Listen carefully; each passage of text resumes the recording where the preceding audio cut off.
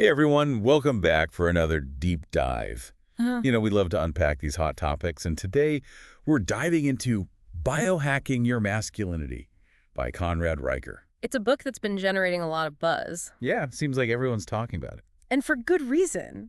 It's a fascinating blend of evolutionary psychology, personal anecdotes, and practical self-improvement strategies. And it's all geared towards helping men thrive, In today's world, exactly. which is no easy feat. No, it's not. So let's jump right in. Yeah. What really struck me was how Riker tackles this age-old question, you know? What does it mean to be a man? Yeah, in the 21st century. Right. Like we have all these expectations and societal norms. It can be so confusing. It really can. Right. Riker doesn't shy away from the evolutionary roots of masculinity either. Oh yeah, he goes way back. He explores those primal instincts that might feel a little bit out of place in our modern society. Those deep-seated drives for strength competition providing. Yes. But how do those fit into our world of, boardrooms and spreadsheets and all that? That's the million-dollar question. And Riker argues that understanding these evolutionary roots is actually key. Okay, I'm listening. He explains how traits like strength and courage weren't just, arbitrary social constructs. Right. They were essential for survival and reproduction in our ancestral past. So it's like hardwired into us. In a way, yes. Think about it. The men who possess those traits were more likely to protect their families, secure resources. Pass on their genes. Exactly. It's like survival of the fittest. In a sense, yes. It makes you wonder, though, are we kind of fighting against our own nature when we try to suppress those instincts? That's a really interesting question. And Riker suggests we shouldn't ignore them. Okay. Instead, he encourages us to understand them and channel them effectively in our modern lives. So it's about harnessing that primal energy. Exactly. That's where his red pill philosophy comes in. Okay, so the red pill, I'll admit that whole concept can sound a little intense. I can understand that. Can you break it down for those who might not be familiar with it? What does Riker really mean by that? Sure. He's actually drawing from the movie The Matrix. Oh, yeah, the red pill, blue pill choice. Exactly. Choosing the red pill symbolizes seeing reality without illusions. Even if it's harsh. Even if it's harsh. And Riker applies this to masculinity. Okay. He urges men to see the world, especially dating and societal expectations, without the filters of what he calls conventional wisdom. And that conventional wisdom might not actually be serving them. Exactly. So it's about removing those rose-colored glasses. And facing reality head-on. I can see how that could be both empowering and unsettling. Absolutely. Riker emphasizes, though, that red pill thinking isn't about negativity or blaming others. Okay, that's good to hear. He even shares his own story of feeling lost like a beta male before embracing this philosophy. So he's been there. He has. He argues that it's about taking personal responsibility and understanding the dynamics at play. So you can make conscious choices. Exactly. I get the taking responsibility part, but wouldn't this red pill perspective also make you more cynical? That's a valid concern. It's crucial to understand that Riker's focus is on empowerment, not cynicism. Okay, so it's not about being pessimistic, No, he's not saying the world is inherently against men. but rather, He's encouraging men to be aware of the forces at play and navigate them strategically. so being aware but not jaded. Right. Okay, that makes sense. Yeah. So we're understanding our primal instincts and we're taking off those rose-colored glasses. What's next in Riker's toolkit for biohacking masculinity? Well, he dives into a fascinating concept called intermittent reward biohacking. Intermittent reward biohacking. Have you ever heard of that? It sounds a bit like those random reward apps that can keep you glued to your phone. You know what? That's a great analogy. Is there a connection there? There is. Riker actually uses a similar example of pigeon pecking for unpredictable rewards. Okay. It turns out when the reward is uncertain, the pigeon pecks more persistently. So it's like the element of surprise keeps them going. Exactly. Our brains, much like that pigeons, are wired to respond to novelty and challenge. So if we know we're getting a reward every time it gets boring, Right. but if it's unpredictable, we're hooked. Exactly. You got it. I can see how that applies to motivation in general. Riker explains that we can use this knowledge to our advantage. How so? By incorporating intermittent rewards in our lives, we can actually boost motivation and discipline. So it's like hacking our own reward system. Precisely. He even delves into the science behind it, discussing how dopamine, a key neurotransmitter in our brain's reward system, plays a role in this process. Wow. So there's actual brain chemistry involved here. Yes, it's not just some self-help gimmick. That's fascinating. It is. Riker backs up his claims with scientific research, Okay. and he suggests practical ways to apply this concept, like setting challenging goals with spaced-out rewards, adding randomness to your workouts, or using delayed gratification when working on personal projects. It makes you think what area of your own life could benefit from a little intermittent reward boost. It's a good question to ask yourself. Definitely food for thought. It certainly is, but Riker doesn't stop there. He goes on to tackle a topic that many men find particularly challenging: the double bind of masculinity. Oh, yeah. I've heard about this. It's like society tells us to be strong and stoic, but also sensitive and emotionally available. Right. It's a lot to juggle. It's enough to make your head spin. How does Riker address this? He does it head on. He shares a really poignant anecdote about Joe, a successful lawyer who felt trapped by this double bind. Oh, wow. Joe couldn't express his struggles because he feared appearing weak. This story, Riker argues, exemplifies a larger issue: Which is, societal expectations that prevent men from seeking help and ultimately impact their mental health. that's a powerful point. We're often taught to bottle things up, to man up and deal with it. Exactly. But that can't be healthy in the long run. Riker agrees. He highlights the rising awareness of men's mental health issues and the urgent need for open communication. But he doesn't just point out the problem, does he? No, he doesn't. He Okay. offers solutions. He suggests finding healthy outlets for emotional expression, building a strong support network, and challenging those toxic masculinity norms that hold us back. So it's about finding that balance, expressing emotions authentically while still embracing those core masculine strengths. Precisely, Riker believes that true strength lies in being both strong and sensitive. Not one or the other. Exactly. It's get about you. being a fully integrated human being. I like that. This is already giving me a lot to think about. I mean, Right. it sounds like we're just getting started with biohacking your masculinity. IR, welcome back to our deep dive into biohacking your masculinity. We're ready to uncover more. Before we move on, I just want to emphasize something crucial from our last discussion. Okay, go for it. Riker's approach is all about taking control, I like that. He's not saying, woe is me, the world is against men. Yeah? He's saying, here's how to understand the game, play it strategically, and create the life you want. That's a powerful message. And speaking of taking control, one thing that really resonated with me was Riker's focus on financial independence. Absolutely. Yeah. He dedicates a whole chapter to this, arguing that it's a cornerstone of modern masculinity. It's interesting how he ties that in. He believes that achieving financial independence gives you the freedom to make choices that are aligned with your values without being beholden to others. That makes sense. So, It's hard to feel truly in control when you're living paycheck to paycheck, absolutely, constantly worried about bills. Right. But how does Riker suggest we go about achieving this financial freedom? It's easy to say make more money, Right. but the reality is often much more complex. He acknowledges that complexity, but emphasizes that it's not about winning the lottery or becoming an overnight millionaire. Yeah, no magic formula. Exactly.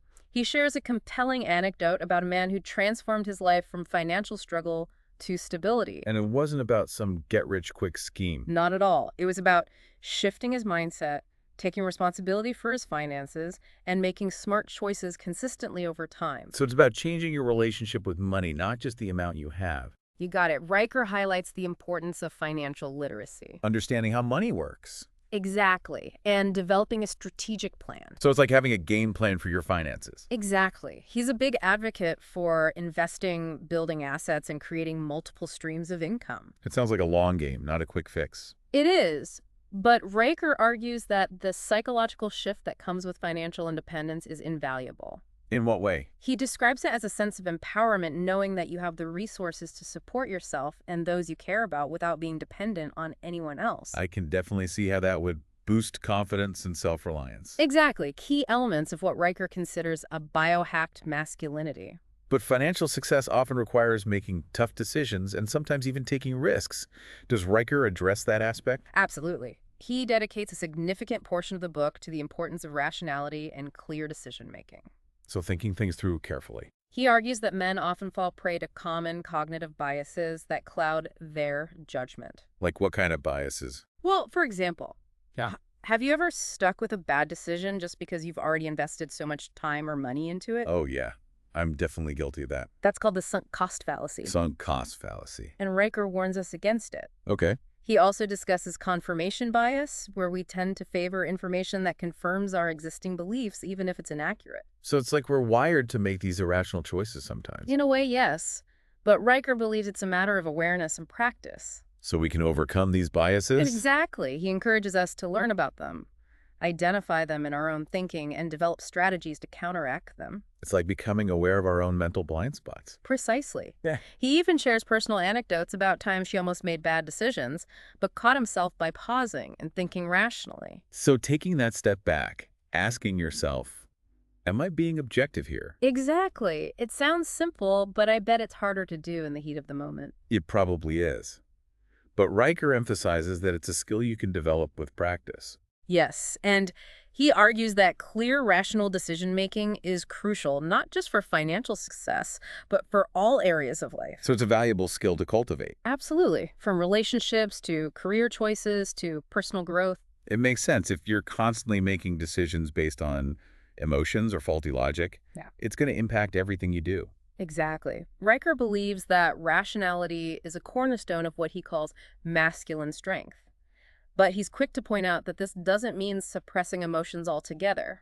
Right. That brings us back to that double bind we discussed earlier. It does. How can we be both rational and emotionally intelligent? That's a great question, and Riker dedicates a whole chapter to emotional intelligence, Okay. arguing that it's equally important for men to develop. So what's his definition of emotional intelligence? He defines it as the ability to understand and manage your own emotions, as well as recognize and empathize with the emotions of others. So it's not just about being in touch with your feelings. No, it's about using that knowledge effectively in your interactions. So it's like a skill you can develop. Exactly. Riker shares fascinating examples of men who exemplify high emotional intelligence. And cool. These are men who are not only successful in their careers, but also have thriving relationships and a deep sense of purpose. That's what we all want, right? It is. But what about those of us who struggle with emotional intelligence? Yeah, is this something you can actually learn? Riker believes it is. He provides practical tips on developing self-awareness, learning to regulate your emotions, becoming a better listener, and building empathy. So it's not like you're either born with it or you're not. Exactly. He emphasizes that emotional intelligence is a skill, not a fixed trait, and it's something you can cultivate with effort and intention. So it's about putting in the work. Exactly. Mhm. And he argues that mastering emotional intelligence allows men to navigate the complexities of relationships, work, and life with greater ease and effectiveness. It's like having a superpower. In a way, yes. This is starting to feel like a blueprint for becoming a well-rounded, successful man. It is, but there's still this elephant in the room. The whole idea of vulnerability. Yeah. How does that fit into Riker's concept of masculinity? That's a great question, and it's one that Riker tackles head-on. He argues that men are often taught to view vulnerability as weakness, something to be avoided at all costs. Yeah, it's that man up, don't show your emotions mentality. Yeah, but Riker challenges that notion. He does. He argues that true strength lies in the ability to be both strong and vulnerable. So it's not about being invulnerable. No, he believes that men who embrace vulnerability are able to build deeper, more authentic connections and ultimately lead more fulfilling lives. But wouldn't showing vulnerability make you a target? Especially in a world where competition is so fierce. Riker acknowledges that risk, but argues that the rewards outweigh the potential downsides. Okay. He emphasizes the importance of choosing who you're vulnerable with wisely. So it's not about being vulnerable with everyone. Exactly. It's about finding a trusted circle of friends, family members, or even a therapist who will offer support and understanding, not judgment or exploitation. So it's about being strategically vulnerable? Yes. And he points out that vulnerability is not about weakness, it's about authenticity. Being your true self. Exactly. It's about having the courage to show up as your true self, even with your imperfections and insecurities. That's powerful. I'm starting to see how this all ties together. We're talking about understanding our primal instincts, making rational decisions, developing emotional intelligence, embracing vulnerability. It's all connected. It's like Riker is laying out a roadmap for what he calls biohacking masculinity. He is. But there's one element we haven't touched on yet, leadership. Where does that fit into the picture? That's a good point. Hmm. I'm curious to hear what he has to say about that. Well, Riker dedicates a significant portion of the book to the topic of leadership. Okay. He argues that men are biologically and socially predisposed to take on leadership roles. But doesn't that go against this whole idea of challenging traditional gender roles? Not necessarily. Riker clarifies that he's not talking about outdated notions of a male dominance or control. Okay, so it's a different kind of leadership. Exactly. He's talking about a new kind of leadership, one that's grounded in responsibility, service, and integrity. So it's not about bossing people around. No, it's about inspiring and guiding them. Leading by example. Exactly. Riker emphasizes the importance of leading by example, setting a clear vision, and empowering others to reach their full potential. So it's about creating a positive impact. He also talks about the importance of mentorship, finding those who have walked the path before you and are willing to guide you. That's great advice. This is all starting to paint a very different picture of masculinity than what we're often presented with in society. It is. It's not just about being tough and stoic. Right. It's about It's about embracing the full spectrum of human experience, the good, the bad, and everything in between. I love that Riker argues that this is the essence of biohacking masculinity It's about understanding your strengths and weaknesses, your biological and social conditioning. and using that knowledge to create the life you want. Exactly. We've covered so much ground already: financial independence, rationality, emotional intelligence, vulnerability, and now leadership. It's a lot to process. Yeah. I'm eager to hear what else Riker has to offer in his final chapters. And we're back for the final part of our deep dive into biohacking your masculinity. It's been quite a journey. It has. We've been exploring some really powerful concepts about, what it means to be a man in today's world. Going beyond those stereotypes and cliches. Exactly. And, one thing that we haven't really touched on yet is the physical dimension of this whole biohacking thing. Yes. The bodies. The body. Yeah. It seems pretty straightforward, like hit the gym, build some muscle. Mm. But what's Riker's take on that? Well, he definitely emphasizes physical fitness, but it goes deeper than just, aesthetics. Okay, so it's not just about looking good. No. He delves into the science behind it, exploring the profound connection between physical health and mental well-being. So it's all connected. Exactly. Yeah. He argues that a strong, healthy body is the foundation for a strong, healthy mind. Makes sense. It's hard to feel confident and capable when you're feeling sluggish and out of shape. Absolutely. But there's so much conflicting information out there about fitness. What does Riker suggest? Well, he actually steers clear of those quick fixes and trendy programs, No fad diets. No fad diets. He emphasizes the importance of understanding your own body, Okay. finding what works for you, and building sustainable habits that you can maintain over the long term. So it's more about a holistic approach to health. Exactly. Rather than just chasing those six-pack abs. Right. It's about feeling good, too. Yeah. He also talks about this fascinating phenomenon called runner's high. Right? He does. He explains the science behind that euphoric feeling you get after a great workout, describing it as a cocktail of endorphins, dopamine, and serotonin flooding your brain. Like a natural high. Exactly.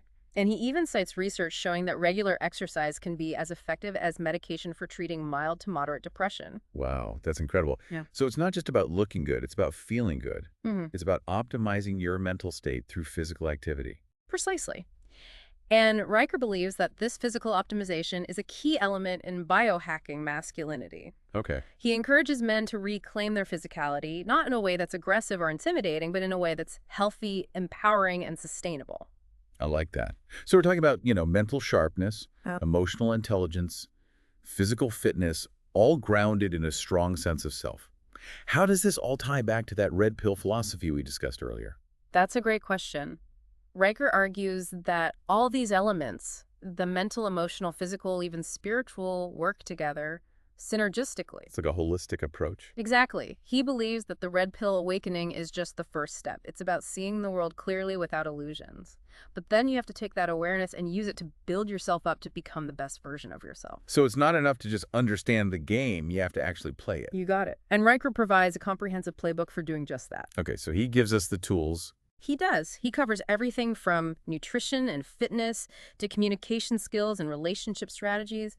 He even delves into topics like mindfulness and meditation, arguing that these practices can help men cultivate inner peace and resilience in a world that's often chaotic and demanding. It's like he's providing a blueprint for masculine self-improvement. He is incorporating both ancient wisdom and cutting-edge science. And one of the things that I found really compelling about his approach is that it's not just about individual growth. Right. It's about creating a positive ripple effect in the world. Exactly. He argues that when men become more grounded, more confident, more fulfilled, they naturally become better fathers, partners, leaders, and citizens. So it's about more than just self-improvement. It's about making a positive impact. Exactly. Riker believes that biohacked masculinity has the potential to transform not only individual lives, but also families, communities, and even society as a whole. That's a powerful vision. Mm. But with all this talk about biohacking and optimizing ourselves, Doesn't it get a little exhausting? That's a valid point. Riker acknowledges that striving for self-improvement can feel like a never-ending treadmill. That's why he emphasizes the importance of finding balance, setting realistic goals, and celebrating your progress along the way. So it's not about being perfect. No, he reminds us that biohacking isn't about becoming superhuman. It's about becoming the best version of the human you already are. That's a great reminder. It's about embracing the journey, not just chasing some elusive ideal. Exactly. And he reminds us that this is a lifelong pursuit. It's ongoing. Yes, there will be setbacks, there will be challenges, but the process of growth and evolution is what makes life meaningful. Well, this has been an incredibly insightful deep dive. We've covered so much ground, from the evolutionary roots of masculinity to the science of biohacking to the power of emotional intelligence and vulnerability. What are your final takeaways from biohacking your masculinity? I think Riker offers a fresh perspective on what it means to be a man in the 21st century. He challenges those outdated stereotypes and presents a more holistic, nuanced vision of masculinity. One that embraces both strength and sensitivity. Exactly. Logic and emotion, ambition and compassion. It's not about fitting into some predefined box. It's about creating your own definition of what it means to be a man. One that's authentic and empowering. And Riker provides those practical tools and strategies to help men achieve that. He does. He encourages us to take responsibility for our lives, to embrace challenges as opportunities for growth, and to strive for excellence in all areas, physical, mental, emotional, and spiritual. It's a call to action, a reminder that we have the power to shape our own destinies. We do. So for anyone listening who's feeling lost, confused, or just looking for a roadmap for becoming a better man, I highly recommend checking out Biohacking Your Masculinity. You can find it on Amazon Kindle and Google Play Books. That's it for our deep dive into Biohacking Your Masculinity. We hope you found it valuable and inspiring. Remember, the journey of self-discovery and growth is ongoing. Embrace the challenge and keep striving to become the best version of yourself.